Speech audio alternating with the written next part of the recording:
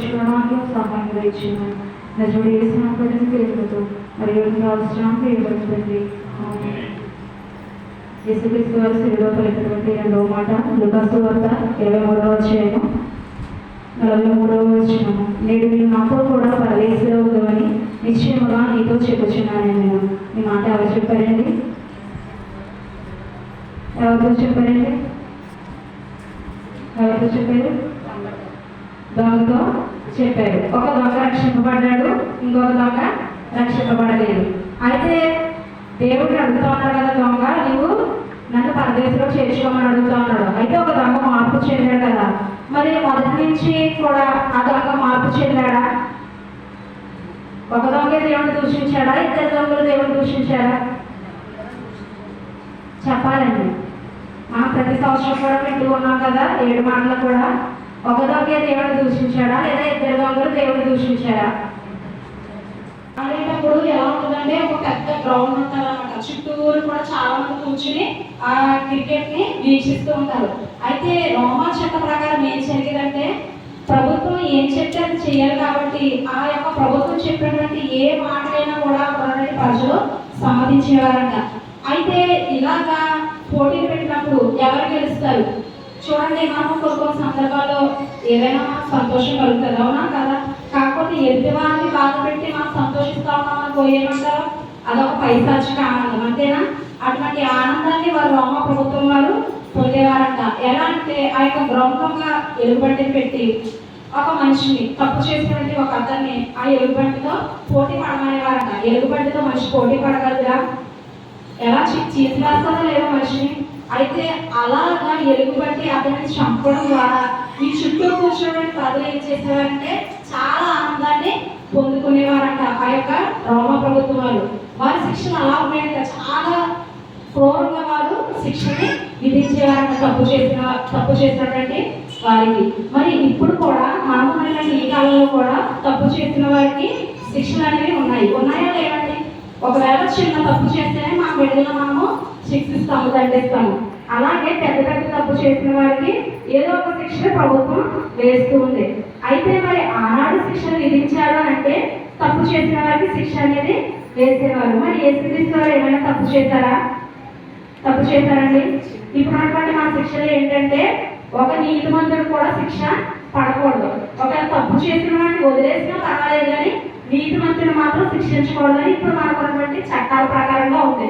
అయితే మరి అప్పుడు ఏం చేశారంటే ఒక నీతిమంతుడిని శిక్షించారు. యేసుక్రీస్తు వారు నీతిమంతుడా కాదండి? నీతిమంతుడైనా? ఆయన ఏదేమైనా తప్పు చేశారా?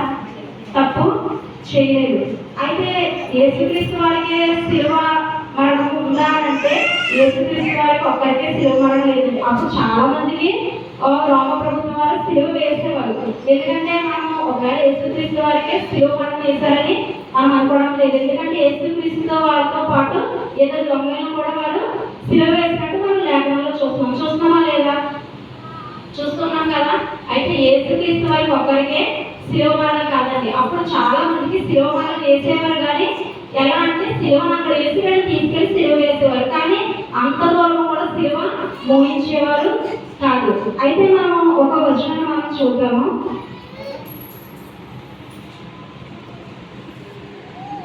మార్కు సువార్త ఒకసారి చదువుతారా? మార్కు సువార్త 15వ అధ్యాయం 32వ వచనం.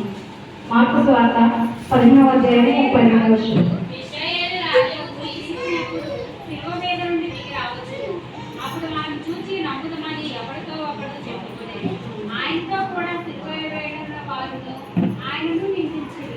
ఎవరు నిందించారండి? ఆయనతో సిలువ వేయబడిన వారును నిందించారు. వారు మాట ఎంతమంది ఉన్నారు? ఇద్దరు కూడా దేవుణ్ణి నిందించారు. ఏమంటున్నారు? సిలువ మీద నుంచి దిగిరమ్మ అనేసి నిన్ను రక్షించుకుని మమ్మల్ని కూడా రక్షించని సిలువ మీద ఉన్నటువంటి అటుపక్క కదా, మందిరాన్ని 3 రోజుల్లో పడగొట్టేసి మళ్ళీ కడతారన్నావు కదా, మరి నేను నువ్వు రక్షించుకోవచ్చు కదా. నువ్వు అనేక మందికి స్వస్థత ఇచ్చావు కదా, కుంటి వారికి చూపు ఇచ్చావు, కుంటి వారు లేచారు, నడిచారు, కృషి వ్యాధులను బాగు చేసావు కదా, మరి ఎంత సామర్థ్యం కలిగిన వాడు కదా, ఎంత స్వస్థత చేయగలిగిన సమర్థుడు కదా, నేను నువ్వే రక్షించుకో, మమ్మల్ని కూడా రక్షించు అనేసి దొంగలు దేవుడిని దూషిస్తూ ఉన్నారండి. దూషిస్తుంటే దొంగలు మాత్రమే కాదు కానీ అటు నడిచినప్పుడు మాత్రం నామంటూ ఉన్నారు. మనం కూడా అంతే కదండి. దేవుడు మన జీవితాలు ఏదైనా కార్యం చేస్తే నువ్వు నిజమైన దేవుడు అయితే మనకి జీవితంలో, లేకపోతే నాకు ఉన్నటువంటి ఒక ఇబ్బందులు వచ్చినాను బయటపడాను, అప్పుడు నేను ఉన్నానని నమ్ముతాను. అంతేనా మన జీవితాలు? అంతేనండి. ప్రతి సమయంలోనే మనం దేవుడిని ఎదుగుతూ ఉన్నామా? లేకపోతే మన జీవితంలో యొక్క సమస్య ఉంది, ఇదిగో ఈ యొక్క వారంలో, లేకపోతే ఈ యొక్క రోజులో, లేకపోతే సాయంత్రం లోపు నాకు ఈ యొక్క సమస్య తీరిపోయిందనుకో, అప్పుడు నువ్వు నిజమైన దేవుడు అని నేను నమ్ముతాను. అలా ఉన్నాయా మన జీవితాలు? ఆనాడున్నటువంటి ప్రజల వల్ల మన జీవితాలు ఉన్నాయా? ఏమంటున్నారు? నువ్వు కిందకు వస్తే నువ్వు దేవుడు అని నమ్ముతాము, లేకపోతే లేదు. మరి దేవుడు మన జీవితాల్లో కార్యం చేస్తేనే దేవుడు మనం నమ్ముతామా? మరి నిజంగా సజీవులుగా మనం నిలబడి ఉన్నామంటే, దేవుడి మందిరంలో దేవుడిని ఆరాధిస్తూ ఉన్నామంటే ఆయన మనకి ఇచ్చినటువంటి కార్యమే కదా, ఒక బహుమానమే కదా ఈ యొక్క ఆయుష్కాలము. మరి దాన్ని బట్టి మనం దేవుడిని స్తుతిస్తా ఉన్నామా? లేకపోతే నా జీవితంలో సమస్యను తీసివేస్తే నేను స్తుతిస్తాను అన్నామంటూ ఉన్నామా? ఎలా ఉన్నాయి మన జీవితాలు? ప్రతి సంవత్సరం మన జీవితాలు ఉంటాయి, మన జీవితాన్ని సరి చేసుకోగలుగుతా ఉన్నామా? మనం ఆ దొంగల వల్ల మనం అంటూ ఉన్నామా? అయితే ఇద్దరు దొంగలు కూడా దేవుడిని దూషిస్తూ ఉన్నారు. ఒకసారి మత్తయి సువార్త 27వ అధ్యాయము, మత్తయి సువార్త 27వ అధ్యాయము 44వ వచనం చదువు. బందిపోటు దొంగలను కూడా దేవుడు, అంటే ఇద్దరు దొంగలు అన్నారు, దొంగలు ఉన్నది కదా. ఏమంటే దొంగ ఉందా, దొంగలను అందా? బందిపోటు దొంగలను అంటే ఒకరుంటే ఒక్కరిని చెప్పుకుంటాం. మరి ఇద్దరు ఉన్నారు కదా, ఇద్దరు కూడా దేవుడిని దూషిస్తా ఉన్నారు. నువ్వు దేవుడి కుమారుడు అయితే, నువ్వు యేసుక్రీస్తు అయితే నువ్వు కిందకు వచ్చి నువ్వు మమ్మల్ని నిన్ను రక్షించుకుని మమ్మల్ని రక్షించు అనేసి వారిద్దరూ మాట్లాడుతూ ఉన్నారు. అయితే మీరు ఏం చేస్తా ఉన్నారంటే ఇరువురు కూడా దేవుడు దూషిస్తూ ఉన్నారు. దూషిస్తూ ఉన్నప్పుడు కింద జనులు మాట్లాడుకుంటూ ఉన్నారు కదా, అక్కడ చూడండి ఒకసారి. లూకా సువార్త 23వ అధ్యాయం, మత్తయి సువార్త 27వ అధ్యాయము 38వ వచనం.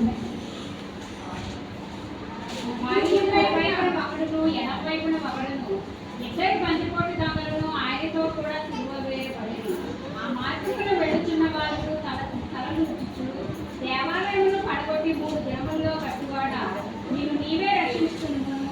నీవు దేవుని కుమారుడు అయితే శిలువ మీద నుండి దిగుమని చెప్పుచు ఆయనను దూషించు. చాలండి. అక్కడ ఉంది కదండి, ఎవరు కుడి వైపున ఉన్నటువంటి దొంగ దూషిస్తూ ఉన్నాడు, ఎడమ వైపున ఉన్నటువంటి దొంగ కూడా దూషిస్తూ ఉన్నారు. అయితే జనులు కూడా ఆ దారి, ఆ మార్గంలో వెళ్ళి చూపిన వారు కూడా ఏమంటూ ఉన్నారంటే, దేవాలయం పడగొట్టి 3 దినములలో లేచివాడా, నీవు రక్షించుకో, తర్వాత మమ్మల్ని కూడా రక్షించు, నీవు దేవుని కుమారుడే కదా అని ఆయన్ని దూషిస్తూ ఉన్నారంట. వాళ్ళు ఇప్పుడు ఎవరైనా తిట్టారనుకో, ఎలా తిట్టారంటే వాళ్ళ మనసుని నొచ్చుకున్నారు. అమ్మ లేదా, ఇప్పుడు మనం ఎదుటివారిని తిడుతూ ఉన్నామంటే ఎలా తిట్టాము? ఎదుటివారు మనసు నొచ్చుకుంటారు, బాధపడతారు.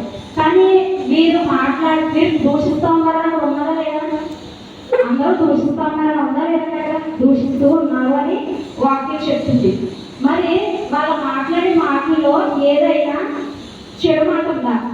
మరి దూషించినట్టు ఏ మాట అయినా మాట్లాడారా? నీవు దేవాలయం పడగొట్టి 3 దినములలో లేపుతానని చదివించావు అని అన్నారు.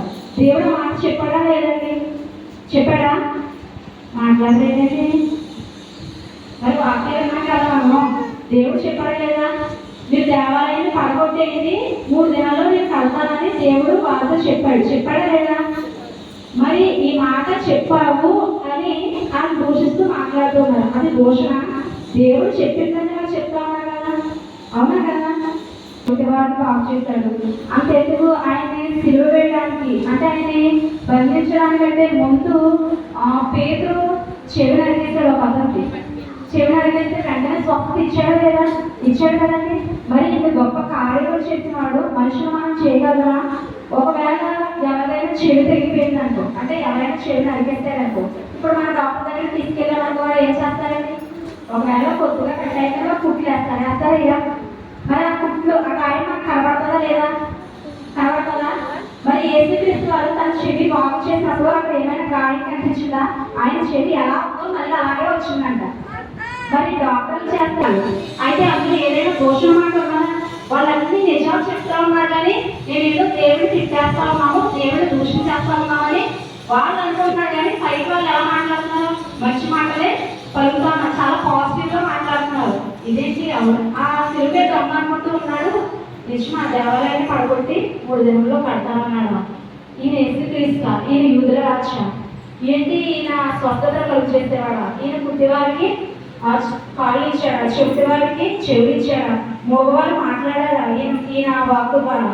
చనిపోయిన వాళ్ళు లేచారా ఈయన మాట ద్వారా? అయ్యో ఇవన్నీ గ్రహించలేదనేసి అప్పుడు ఆ దొంగ తెలుసుకున్నాడు తప్ప అంతకు ముందు దొంగ దూషించాడు. కానీ ఎప్పుడైతే కింద ఉన్నటువంటి ప్రజలందరూ కూడా దేవుడిని దూషిస్తా ఉన్నాము అని అనుకుంటున్నాం, కానీ దేవుడు ఎంత మాత్రం దూషించట్లేదు. కానీ దేవుడు చేసినటువంటి ప్రతి ఒక్క కార్యాన్ని కూడా వారు నెమరవేస్తా ఉన్నారు అంటే అవునా కదా? ఇప్పుడు మనం నెమరవేస్తున్నారు లేదా? వారికి తెలుసు దేవుడు ఆ కార్యం చేసిన వారికి తెలుసు, కానీ సిలువ వేసింది వాళ్ళే కదా. ఏమని చెప్పింది ఎవరంటే అక్కడ జడే సిలువ వేయమని చెప్పారు. అయితే వాళ్ళే ఏం చేస్తున్నారంటే మేము దేవుడిని తిడతా ఉన్నాము, దేవుడిని దూషిస్తా ఉన్నాము, దేవుని యొక్క తప్పులను మేము ఎత్తి చూపిస్తా ఉన్నాము అనుకుంటున్నారు. కానీ దేవుని యొక్క తప్పు అక్కడ ఎంత మాత్రం ఒక్కడు కూడా లేదు. వారు చెప్పినవన్నీ కూడా నిజాలే వారు బయటికి చెప్తా ఉన్నారు. ఎందుకంటే